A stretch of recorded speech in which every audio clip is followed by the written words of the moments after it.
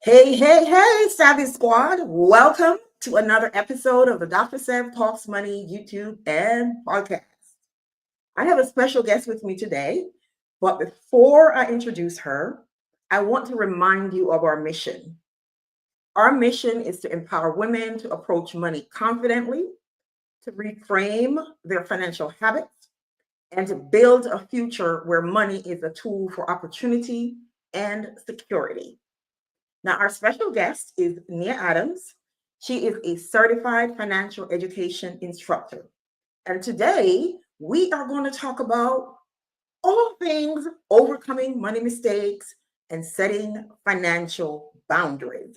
So, with that, Nia, welcome to the Dr. Seb Talks Money podcast. I need to add you to the stage.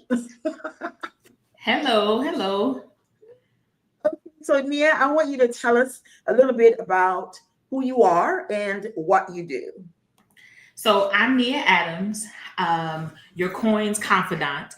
And what I do is I help high achieving women overcome money mistakes, transform their spending habits so they can achieve wealth with confidence.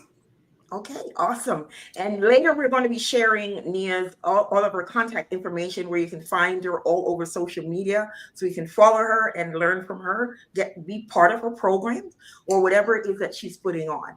So Nia, I have a few questions for you. And one of the first questions, since we're talking about money mistakes, one of the first questions that I have for you is what do you think is one of the most common financial mistakes that people make? I would say we make a lot of them, but I think the biggest one we make is that we suffer alone. Ah, We because of the shame and because we feel like, oh, we can't share this because what will they say, what will they think, what will they think of me?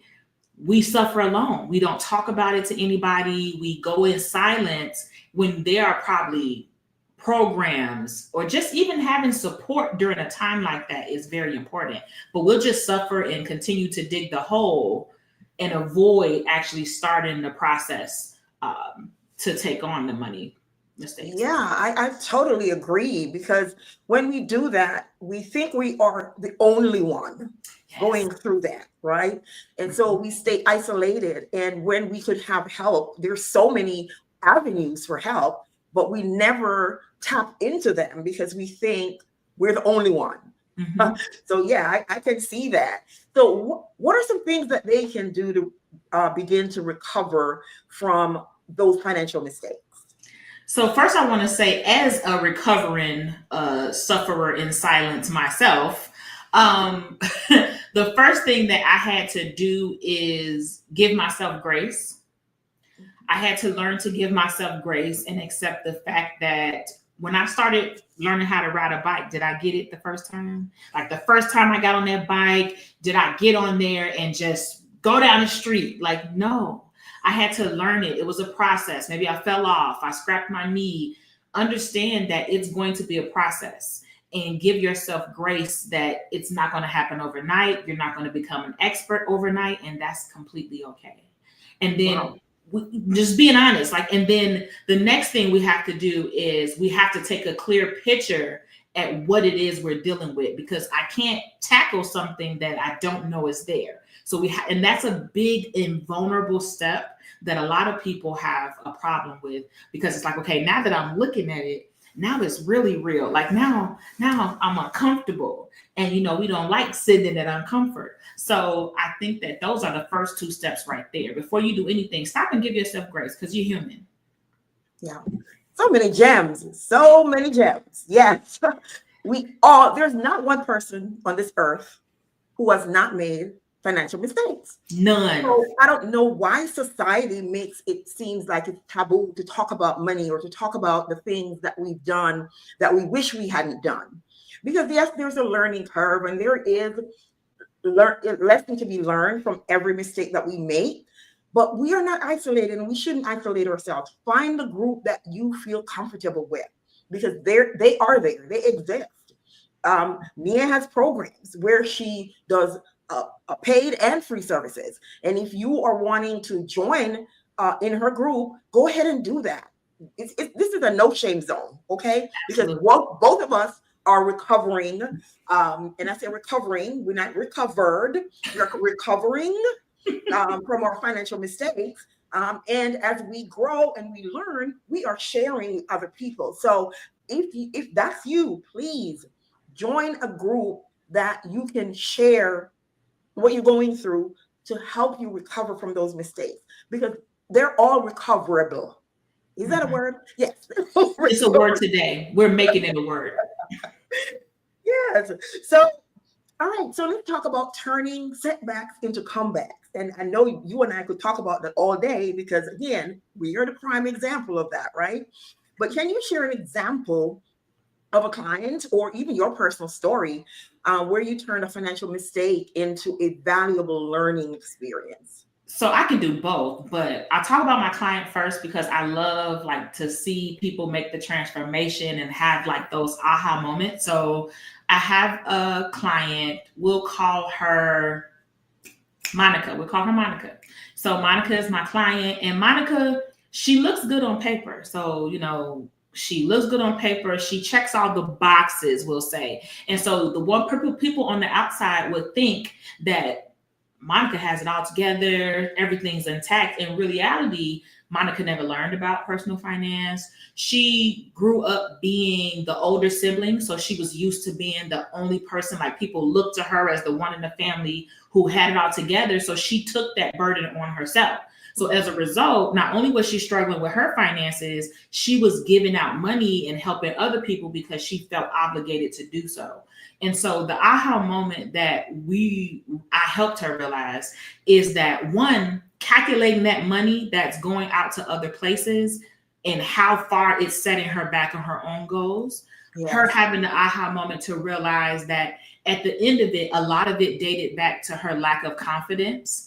And she wanted to be like the savior. She wanted to be the one who was helping others and doing that. So that's what was causing her to continue giving money, even though her wallet was over there crying, telling her, no, don't do it.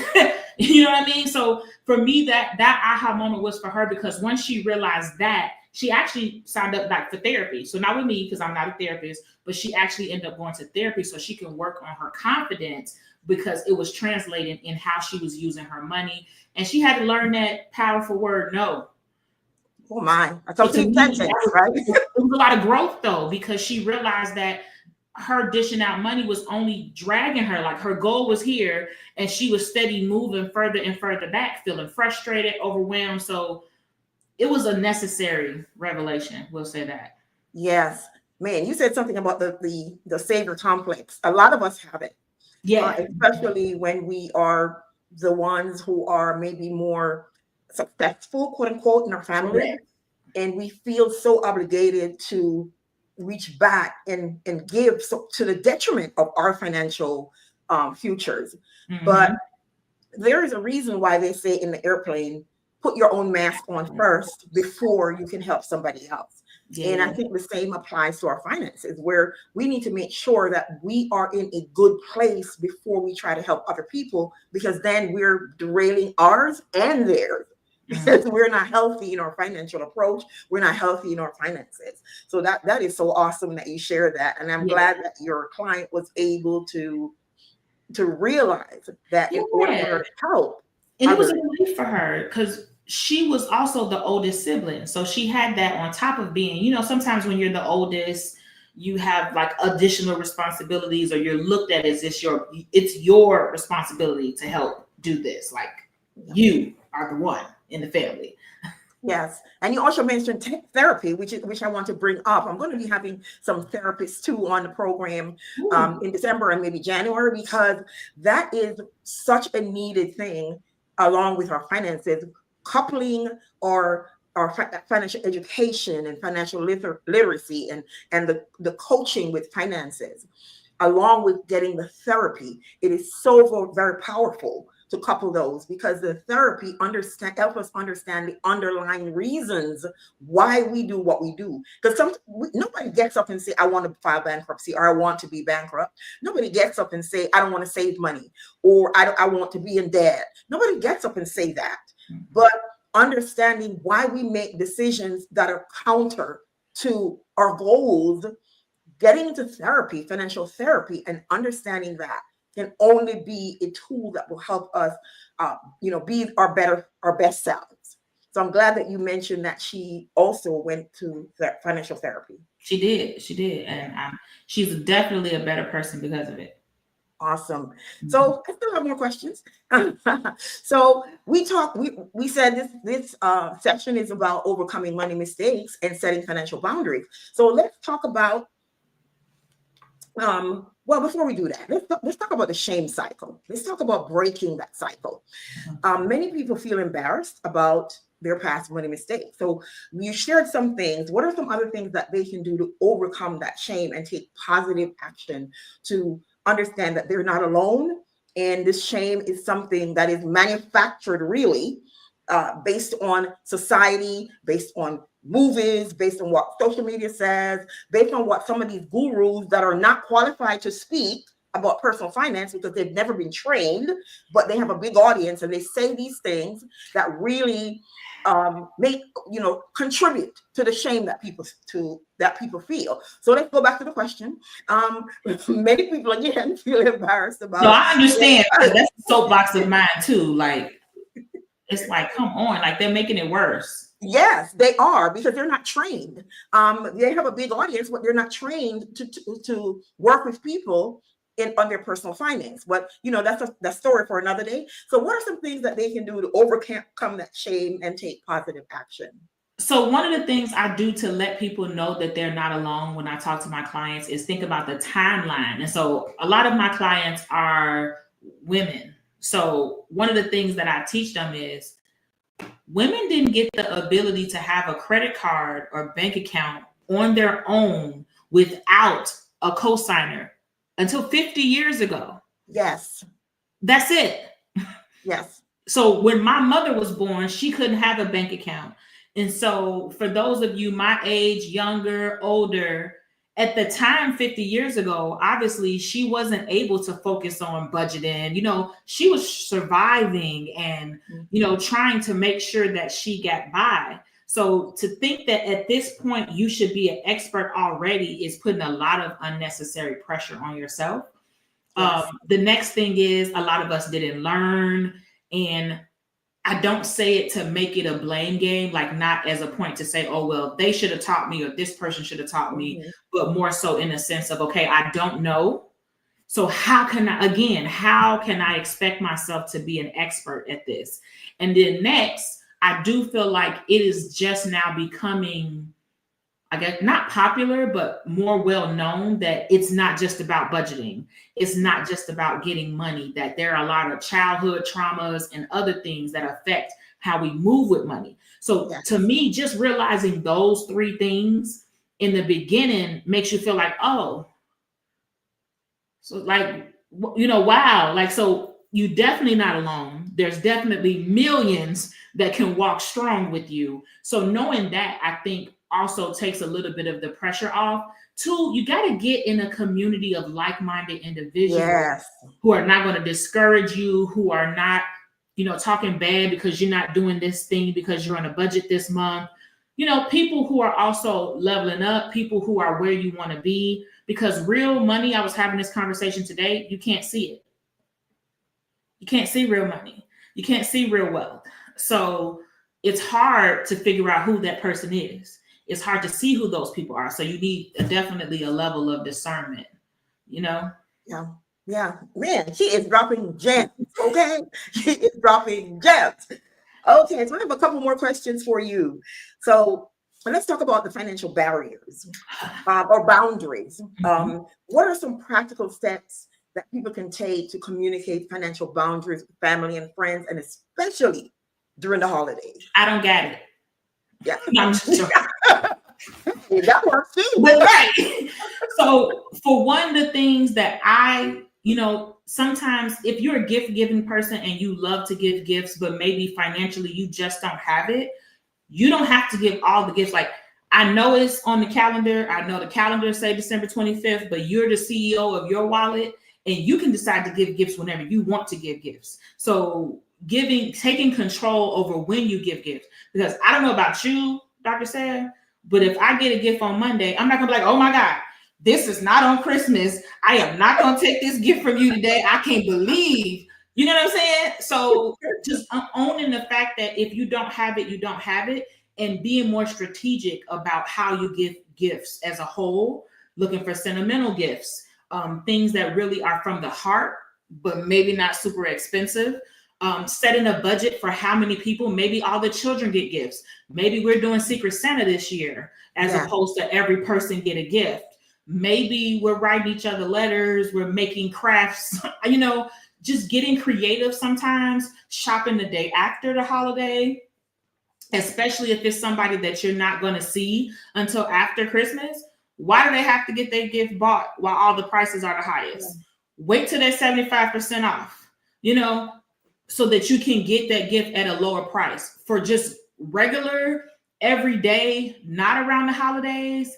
One, you have to realize your why. So you're saying no, but why are you saying no? You're saying no because you're choosing you. And so, especially if giving to somebody is hindering your finances and you continue to give, you're teaching them that they come before you, and you're teaching them that it's okay. And that's the normal order of operation. And it's not. You should come first. So you don't want to create that behavior to think that that's just how it's supposed to go. I can keep going, but I don't want to keep, Girl, you are dropping gems, okay? Because but it's like, as you said, people need to realize that they're the CEO of their own wallet. And you don't allow society or family or any of those to derail your finances, because you know what it is that you have in your bank account. You know what you can afford. So you take control based on that, and not allow somebody to get you into derailing your finances because they don't know and they don't care either. Correct. And I do understand, like, we live in a society where social media is telling us to compete, to, keep up with the Joneses and compete with the Johnsons. And I understand that that's what society is telling us. We can't walk 5 minutes or scroll 5 minutes without seeing an ad. So we're constantly getting like marketing and ads shoved down our throats. So I understand that. But that's where it's like you're going to have to start to have that discipline, because none of them are at work with you when you're tired. None of them when you peeling yourself out of bed in the morning. Where they at? Okay. And when your bills are due, where they at? Where they at? They're not there. And so, and especially if it gets to the point where you're late on your bills, you're trying to figure out how you're going to pay something, but you're still giving gifts. I feel like that's when it's like you got to have a come hither moment with yourself. Like, okay, this is not going to be my normal, not for me. Yeah. And that's where, again, financial therapy comes in, because it helps us to, some of us are givers, natural givers. We are just used to giving. We don't want to see anybody else suffer, even to the detriment of our suffering. And that's where therapy comes in. And a lot of our programs, our churches or our workplaces have programs. We just don't take advantage of them. Correct. So find out from your HR people, find out whatever medical program you have. I am sure they have some kind of therapy where you can go in and ask for the help, because that's where you're going to really need the hand holding for you to set those boundaries. Because if that's not your natural inclination to have those boundaries, because like me, I'll be like, no, I ain't doing it. I'm done, and I'm done, because that's my personality. It flows off my tongue so easily and smoothly.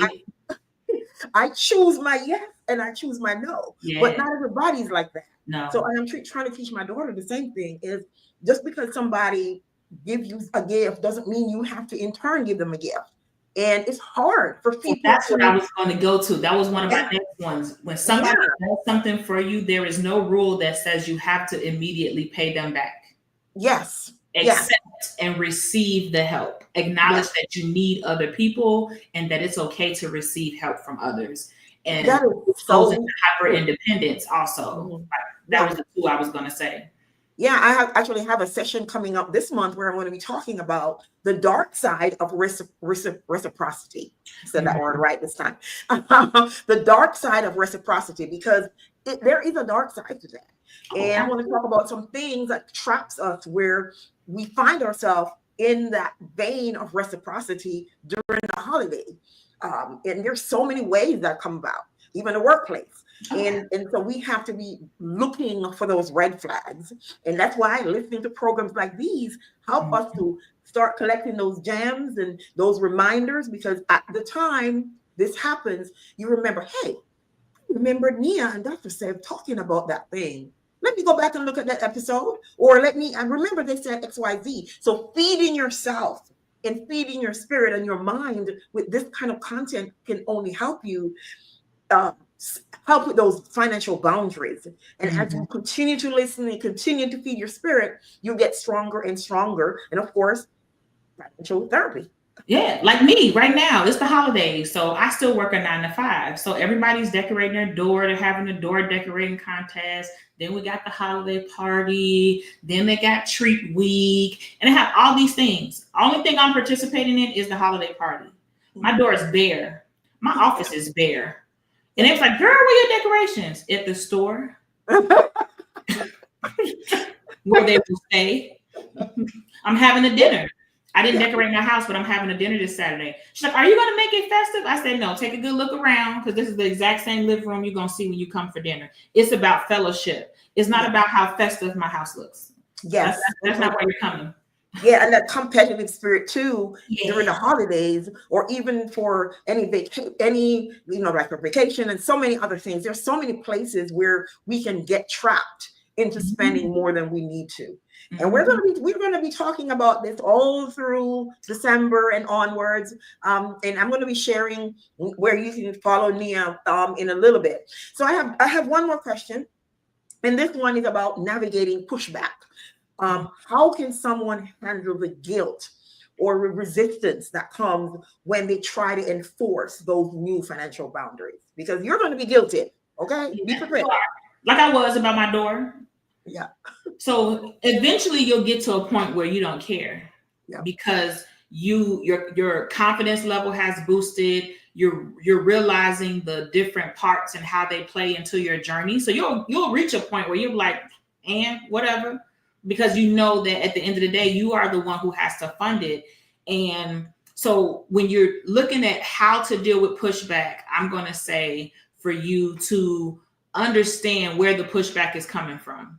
If I've been doing this for 5 years and now I'm deciding not to, that's a change. And that's something that they might, be receiving, like, oh, well, why you don't want to do it this year? So just have a little bit of understanding on that point. Like, it doesn't have to be like aggressive or anything like that.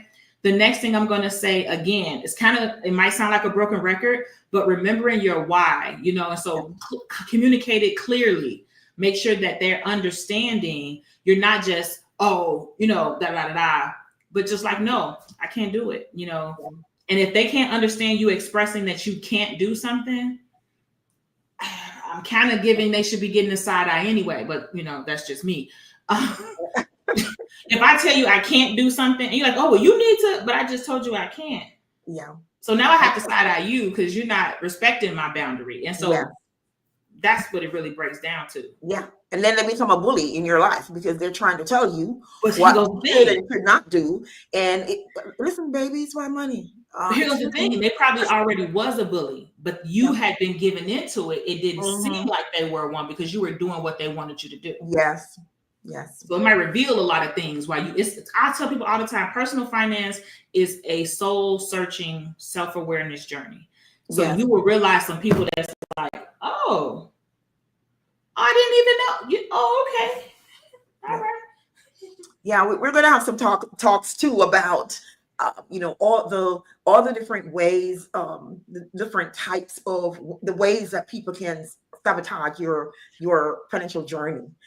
Because there are some subtle ways, there are some overt ways, and there's some covert ways that they can sabotage your financial journey. So continue to watch, because we're going to be talking about that throughout the months to come. So I like to end my podcast with a fun question. Okay. So if you could have dinner, well, before I go to my fun question, anything that you want to say to kind of wrap up this conversation, Miss Becca? What I would say is that be patient with yourself. Mhm. Make sure you include rewards along your financial journey, and you are capable, you deserve, and you are worthy of financial stability. And remember that. Yes, yes. You are worthy of financial stability. So just put that somewhere on your mirror so that the decisions can be made easier. All right. So the fun question. If you could have dinner with any historical figure or celebrity, past or present, who would it be and why? Any historical figure or celebrity? Yeah, past or present. Who would it be and why? Oh, that's a hard question because I have to choose one person. Preferably, because we only have a short time. Because I could choose. There's a lot of people. If I could choose one historical or celebrity, past or present, that I could sit with, um, I don't know. I'm gonna have to say I'm gonna have to be cliche and maybe say Oprah. The way she built her empire, but she kind of stays out of the shot spotlight to be who she is. Like she gets in the middle of stuff, which is impossible. But the fact that she's able to build what she has, but still stay kind of out of a lot of the drama and things go on, just to see her what her journey has looked like and learn and pick up wisdom. Yeah. Awesome. All right. So what I'm going to do now is I am going to share where you can contact Nia. This information is going to be in the description of the video, and it's also going to be in the podcast show notes. So Nia, tell them where this at Money Perspectives, where they can find you here, and where else they can find you. So you can find me at Money Perspectives on TikTok, Facebook, Instagram, YouTube, pretty much everywhere. Threads, all at Money Perspectives. On LinkedIn, you can find me at Nia Adams. And I have, all the letters behind, so that would tell you that it's me. I'm a certified financial education instructor with the MBA in finance. So that's how you'll be able to tell who I am, because I'm sure there's another Nia Adams on LinkedIn. Okay. Awesome. Well, Nia, thank you so very much for gracing us with your presence on the Dr. Said Talks Money YouTube and podcast. This has been an awesome conversation, and we could go on. We could really go on and talk about a lot more. So I'm definitely going to have you back so we can dig deeper into some of these topics. Everyone, thank you so much for joining us on today's broadcast. We will not have a live stream on Tuesday or Wednesday, but we'll come back on Thursday with my guest, Anthony Weaver of About That Wallet. So please come back on Thursday, December 5th, when I will have a special guest, Anthony Weaver of About That Wallet. Until then, take care, everyone, and I will see you on Thursday.